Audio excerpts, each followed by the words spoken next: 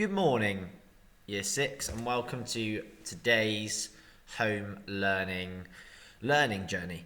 Today we're going to be doing an extended writing piece, so we're going to definitely need a pen and maybe, if you have it, some lined paper at home. If you don't have any lined paper, then maybe you could think about drawing lines in a book.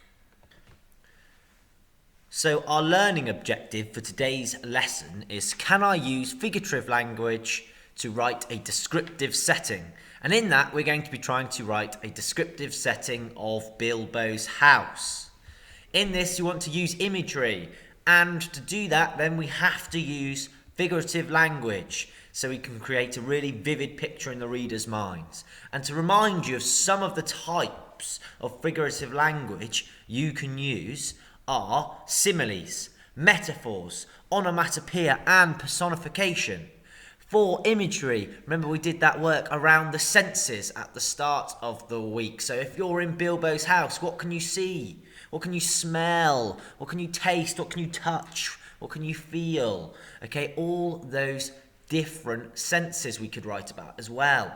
So what I want you to do today is I want you to complete a writing task. I want you to write a paragraph. And this paragraph needs to be no more than 6 or 7 lines.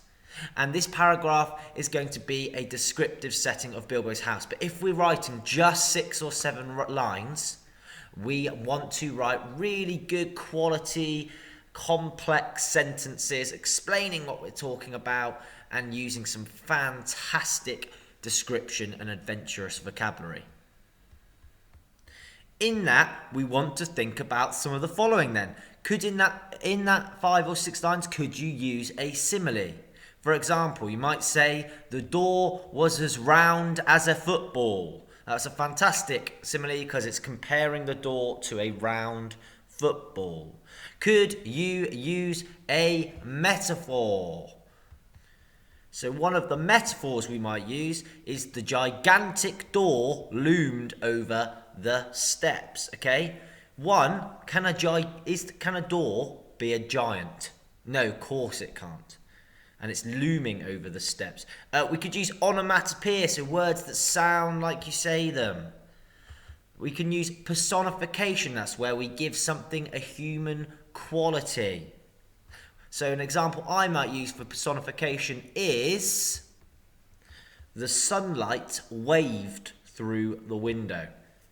Here I'm giving the sunlight a human quality. Can it wave actually? No, it can't, but it helps create this really vivid image in our mind. And then we can write about the 5 senses, and they are touch, smell, taste, sight, and hearing, obviously, what we can hear. So we can write about all those things. I want you to try and write about those 1, 2, 3, 4, 5 different things when we're writing our descriptive setting of Bilbo's house. I've put up these pictures to help you and to maybe give you some ideas of what you could write about.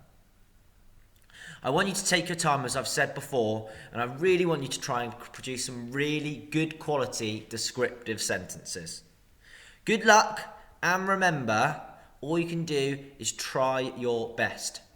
Try and use those different types of figurative language, even though we might find a few of them quite tricky. I'm going to leave up this piece of writing here so you can read it if you want to refer back to what you're doing today and give it your best shot. Off you go. I really look forward to reading what you produce.